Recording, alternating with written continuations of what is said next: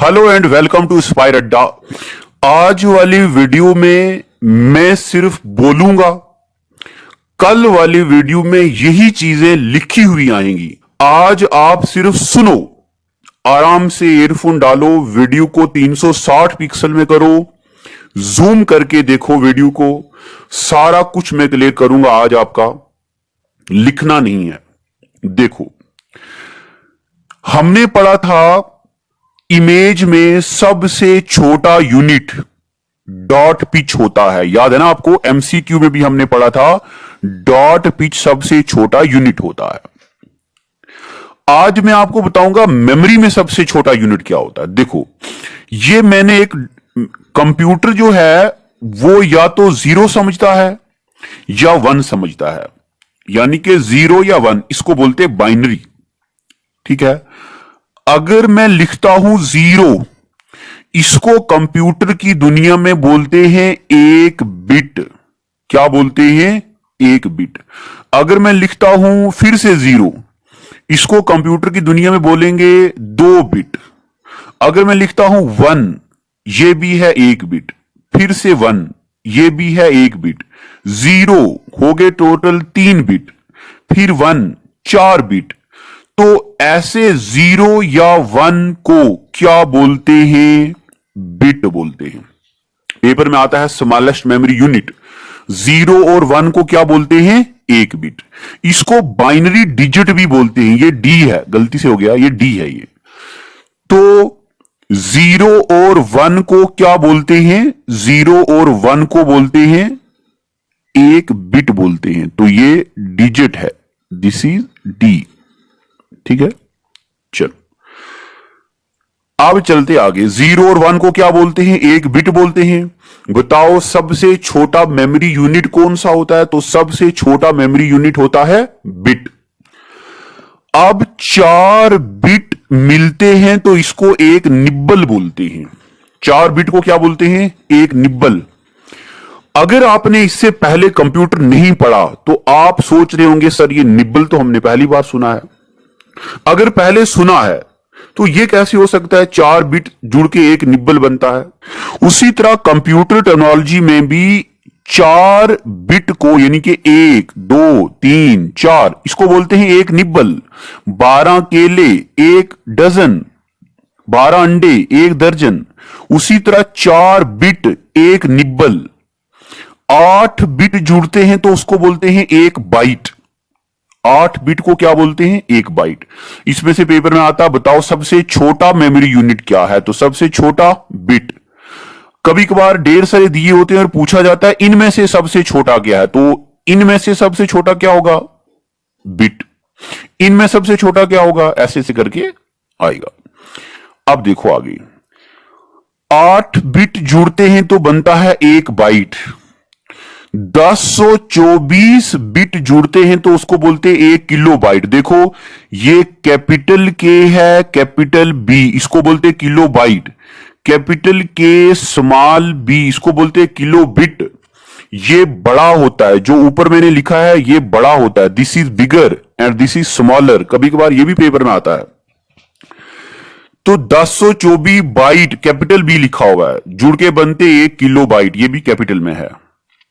अब ये सीक्वेंस हो आपको पता है, 1024 किलो बाइट जुड़ के 1 मेगाबाइट बनते हैं, और फिर 1024 मेगाबाइट जुड़ के 1 गीगाबाइट, और 1024 गीगाबाइट यानी कि जीबी मिलके 1 टीबी बनता है, और 1024 टीबी मिलके 1 पेटाबाइट बनता।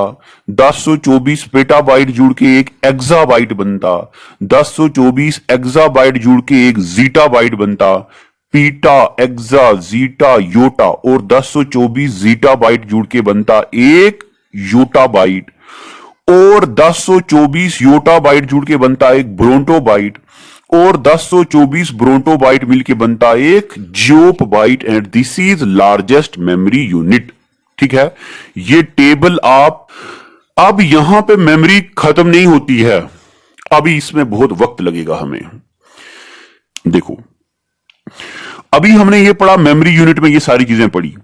पेपर में आजकल ऐसे भी बैंकिंग में पूछते हैं, बताओ। अच्छा, अगर आपको थोड़ा बहुत मेमोरी के बारे में पता है तो देखो, अगर मैं आपको पूछूंगा कि एक टीबी में कितने जीबी होते हैं, तो आप बोलोगे 1024 जीबी मिला के क्या बनता है, एक टीबी, है ना। ये तो आप सबको पता है। मगर अगर आपको पूछेगा कोई, बताओ एक टीबी में कितने बाइट होते हैं, है ना। अब ये थोड़ा डिफिकल्ट सिचुएशन आ गई है, क्योंकि बाइट तो छोटा यूनिट होता है, तो कितने बाइट होते हैं इसमें, ये हम पढ़ेंगे। देखो आराम से, पहले इस बात को सुनो। मैं ये वाली चीज लेता हूं, थोड़ी वाइट पोर्शन लेता हूं समझाने के लिए। देखो 1024, यही हमने पढ़ा। एक जीबी में 1024 एमबी होते हैं, एक टीबी में 1024 जीबी होते हैं, है ना। अगर हम इसको बाइनरी में कन्वर्ट करेंगे ना, यानी कि बेस बाइनरी लेंगे, तो 2 की पावर 10 लेंगे हम। अगर आपने मैथमेटिक्स पढ़ा है तो 2 की पावर 1 होती है 2 की पावर 2 होती है 4, 2 की पावर 3 होती है 8, 2 की पावर 4 होती है 16, ऐसे करके 2 की पावर को जब हम 10 करेंगे तो वो 1024 आएगा। ठीक है। अब देखो इसको गौर से सुनना, ये थोड़ा मुश्किल है। एक 1024 बाइट मिलके क्या बनता है, 1 किलोबाइट, ये तो आपको पता है। और 1024 को हम क्या लिख सकते हैं, 2 की पावर 10। तो इसको आप दो तरीके से समझो। एक केबी में 2 की पावर 10 बाइट होते हैं, और ऐसे भी 1 केबी में 2 की पावर 10 बाइट होते हैं। ठीक है। अगर आपको कंफ्यूजन है प्यारे बच्चों, ये बड़ा डिफिकल्ट है, ये मैं सोचता रहता हूं काश आप मेरे सामने होते तो मैं बहुत बेहतरीन तरीके से आपको बता सकता। मैं कोशिश करूंगा। अगर आपको डाउट है आप कॉल कीजिए, कमेंट कीजिए, हमारे व्हाट्सएप ग्रुप में मैसेज कीजिए, मैं आपको फिर से समझाऊंगा। सुनो एक बार फिर से। एक तरीका, 1024 बाइट जुड़ के 1 किलो बाइट बनते हैं। 1024 बाइट जुड़ के 1 किलो बाइट बनते हैं। अब 1024 को हम 2 की पावर 10 भी लिखते हैं, तो 1024 के बदले में क्या, 2 की पावर 10। 2 की पावर 10 बाइट को 1 किलो बाइट बोलते हैं। ठीक है, ये एग्जैक्ट है। मतलब इसको हम बोलते हैं, पेपर में ऐसा आएगा, बताओ 1 MB में कितने एग्जैक्ट बाइट होते हैं। किलो बाइट नहीं, वो तो आपको पता है। 1 GB में कितने MB होते हैं, 1024 तो आपको पता है। 1 GB में कितने बाइट होते हैं, तो 2 की पावर 30 बाइट होते हैं। तो देखो अब ये पावरें बढ़ती जा रही हैं, 2 की पावर 10, 20, 30, 40, 50, 60, ऐसे करके नीचे तक जियोप बाइट तक 2 की पावर, ये गलती होगी मुझसे, यहां पे 100 आता है, मैंने 10 लिख दिया। 2 की पावर 100 बाइट। ठीक है। तो पेपर में आएगा, बताओ मैं यहां से लेता हूं, पेपर में आएगा, बताओ 1 TB में कितने बाइट होते हैं। तो टीबी में 2 की पावर 40 बाइट होते हैं। ये आप ऐसा सीक्वेंस से लिखेंगे, आपको खुद पता चल जाएगा। अगर डाउट आएगा तो आप कमेंट करेंगे, मैं आपका डाउट उसी वक्त क्लियर करूंगा। अब ये हमने पढ़ा है एग्जैक्ट वैल्यू, अब हम अप्रोक्सीमेट वैल्यू पढ़ेंगे। अप्रोक्सीमेट के लिए आप पहले इस चीज को समझिए। देखो 2 की पावर 10 का मतलब होता है 1024। 2 की पावर 10 का क्या मतलब होता है, 1024। ठीक है। अब यहां पे ये गलती है, एरर हो गया है, ये कुछ नहीं।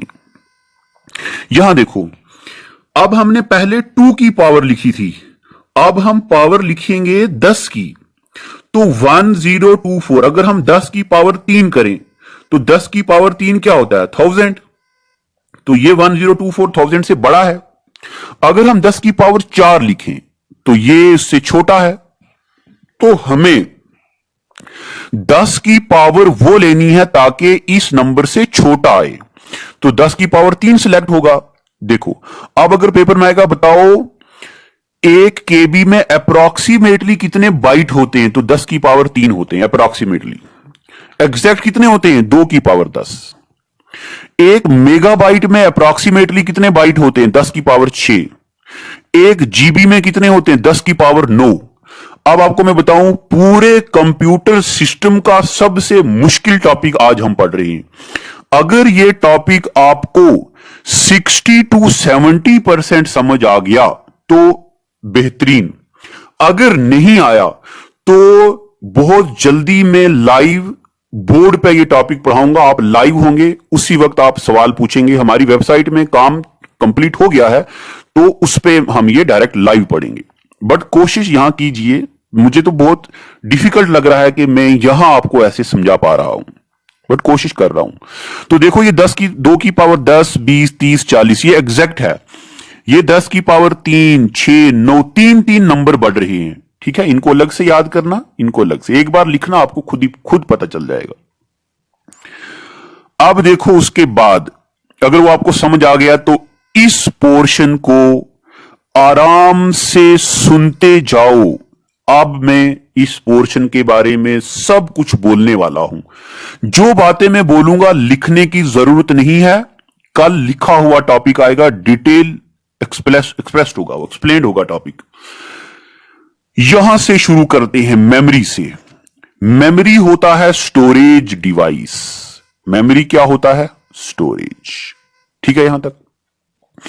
मेमोरी 2 किस्म की होती है, एक होता प्राइमरी, दूसरा होता सेकेंडरी। प्राइमरी क्या होता है, सेकेंडरी क्या होता है, इसके ऊपर पहले चर्चा करते हैं। देखो, प्राइमरी क्या होता है, सेकेंडरी क्या होता है, मैं यहां पे आपको बताता हूं। ये हमारा प्रोसेसर है, ये हमारी रैम है, ये हमारी हार्ड डिस्क है। पता चल गया आपको इतनी बातें? मैंने पहले लेक्चर में भी ये बात बताई है, प्रोसेसर सारे कामों को प्रोसेस करता है। जब ये किसी मेमोरी में किसी डेटा में प्रोसेस करता हो तो वो डेटा किससे लेता है? रैम से, ना कि हार्ड डिस्क से। रैम किससे लेती है? हार्ड डिस्क से। प्रोसेसर ने रैम से डिमांड की, रैम ने हार्ड डिस्क से डिमांड की। हार्ड डिस्क से डेटा आएगा रैम में और रैम से कहां जाएगा? प्रोसेसर में। वो वाली मेमोरी जो प्रोसेसर के साथ डायरेक्टली कनेक्टेड है, उस मेमोरी को बोलते हैं प्राइमरी मेमोरी। क्या बोलते हैं उसको? Primary memory. तो व्हाट इज प्राइमरी मेमोरी? वो memory which is directly linked with processor, उसको क्या बोलते हैं? प्राइमरी। एक और मेमोरी होती जो प्रोसेसर के साथ लिंक नहीं होती, उसको क्या बोलते? Secondary memory. ठीक है, अब सीक्वेंस में हम इन चीजों को समझते जाएंगे, आराम से सुनते जाओ। जिस चीज की पहले जरूरत नहीं है वो मैं हटा दे रहा हूं। देखो, अब सुनते जाओ। प्राइमरी मेमोरी वो वाली मेमोरी होती है जिसका डायरेक्ट लिंक प्रोसेसर के साथ होता है। ये वाली वो मेमोरी जिसका प्रोसेसर के साथ लिंक नहीं होता। सेकेंडरी मेमोरी को ऑक्सिलरी मेमोरी भी बोलते हैं, इसको पेरिफेरल मेमोरी भी बोलते हैं, इसको एक्सटर्नल मेमोरी भी बोलते हैं। प्राइमरी मेमोरी 2 किस्म की होती है, एक होती है मेन मेमोरी और एक जिसको मैंने यहां पे मिटा दिया है। अब मिटाया क्यों है तो उसके लिए मैं बताऊंगा थोड़ी देर के बाद। एक हो गया मेन मेमोरी और एक हो गया ये जो मेमोरी यहां पे लिखी थी। अब मेन मेमोरी 2 किस्म की होती है, एक होती है रैम, एक होती है रोम। ठीक है, अब हम सबसे पहले समझेंगे रैम क्या होता है। रैम समझने से पहले हमें जरूरी है कि हम मैग्नेटिक टेप पढ़ें क्या होता है। तो सबसे पहले सुनो मैग्नेटिक टेप। अब हम पढ़ते मैग्नेटिक टेप क्या होता है। जब तो हमारे पास एक वॉकमैन होता था, उस वॉकमैन में हमारे बीच एक कैसेट पड़ती थी, ब्लैक कलर की रील होती थी उसमें। अगर उसमें कोई सॉन्ग प्ले करना है हमें, तू कल चला जाएगा, नहीं ये वाला नहीं, दूसरा वाला, वो किसी और से मिलके आ रहे हैं, फिर भी हम उनका इंतजार कर रहे हैं। ये गाना हमें ढूंढना होता था, आधा घंटा लग जाता था गाना ढूंढने में। पहले हम फॉरवर्ड का बटन प्रेस करके रखते थे, काफी आगे चला जाता था, फिर बैकवर्ड का बटन काफी पीछे, वो जब तक वो गाना। इसलिए इस मैग्नेटिक टेप को बोलते हैं सीक्वेंशियली एक्सेसिबल मेमोरी। एक बार फिर से, मैग्नेटिक टेप को बोलते हैं सीक्वेंशियली एक्सेसिबल मेमोरी, देखो यहां पे नीचे लिखा हुआ है सीक्वेंशली एक्सेसिबल मेमोरी। अब आपको मैग्नेटिक टेप समझ आ गया।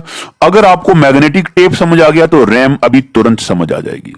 रैम का मतलब होता है, देखो ये कोई मेमोरी है, पलक झपकते चाहे आप यहां से यूज करो, यहां से यहां से यहां से यहां से, इसको बोलते रैंडमली, कहीं से भी। एक्सेसिबल, एक्सेस का मतलब होता है यूज करना, देखना, मेमोरी।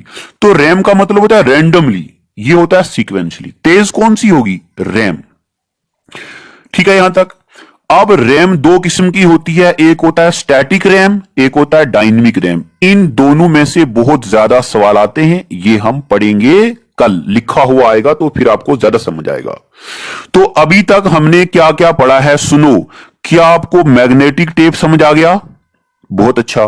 क्या आपको रैम समझ आ गई? हां, आपके दिल की आवाज मुझे आ रही है, आप कह रहे हो मास्टर जी मजा आ रहा है। कंटिन्यू कीजिए, बहुत मजा आ रहा है। ऐसा लग रहा है कि पिकनिक की गाड़ी में बारी वाली सीट पे बैठे हुए। हाँ चलो, अब ये दो हम कल समझाएंगे आपको। अब देखो, रैम होती है तेज और मैग्नेटिक टेप होती है स्लो। अब मैं पहले इसको भी समझाता हूं। इसको समझाने के लिए यहां चलते हैं। देखो, ये प्रोसेसर है, ये रैम है और ये हार्ड डिस्क है। ठीक है। जब प्रोसेसर को डेटा चाहिए, किससे लेगा प्रोसेसर? रैम से। रैम को डेटा चाहिए, रैम किससे लेगी? हार्ड डिस्क से। ये आ गया एक पॉइंट, ये आ गया दूसरा पॉइंट। ठीक है। आप मुझे बताओ, क्या रैम यहां से डेटा लाना, यहां भेजना, आगे पीछे मूव होना, सर्कुलर वाइब्रेशन चलना, क्या कंप्यूटर गर्म नहीं हो जाएगा? क्या प्रोसेसर आइडियल नहीं बैठेगा जब तक रैम यहां से डेटा लाती? इसलिए रैम यहां से डेटा लाएगी और प्रोसेसर को देगी, स्लो हो जाएगा ना। सबसे तेज मेमोरी कौन सी होती है? अभी तक हमने पढ़ा रैम। प्रोसेसर और रैम के बीच यहां पे एक मेमोरी लगाई जाती है, जिसमें वो वाला डेटा यूज होता है जो प्रोसेसर को बार बार चाहिए, फ्रीक्वेंटली यूज्ड। तो अगर प्रोसेसर को 2 चाहिए तो 2 कहां सेव हो जाएगा? इस मेमोरी में, ताकि प्रोसेसर यहां पे ना आए, यहीं से ले ले। इस मेमोरी को बोलते हैं कैशे मेमोरी। अब देखो, मैंने 5वें लेक्चर में आपको बताया था रैम और रोम जो होता है प्रोसेसिंग डिवाइस होती है। अब ये पॉइंट गौर से सुनना, पेपर में आता है।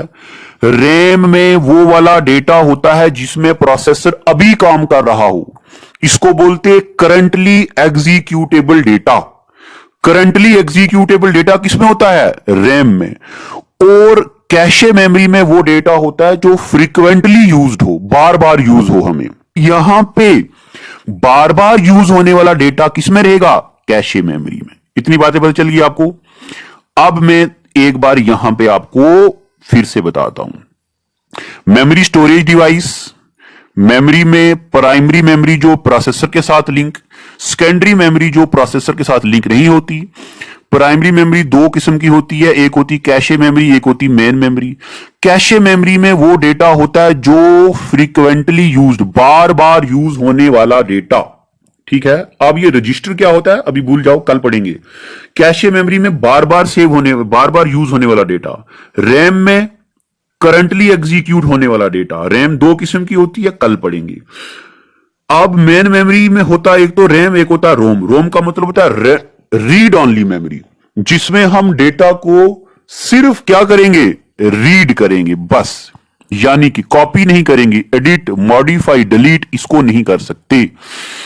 Sequentially accessible memory hard disk क्या होती है? फ्लॉपी डिस्क ड्राइव क्या होती है? अच्छा, सीडी कितने टाइप की होती है? DVD, BRD, HVD. इनकी मेमोरी कितनी होती है? इनका स्ट्रक्चर क्या होता है? प्लॉट, ट्रैक, सेक्टर क्या होता है? आईबीपीएस पीओ में पूछा था फ्लैश मेमोरी क्या होती है, वोलाटाइल क्या होती है, नॉन वोलाटाइल क्या होती है। अभी तो जो मैंने पढ़ाया है, thank you so much, thank you.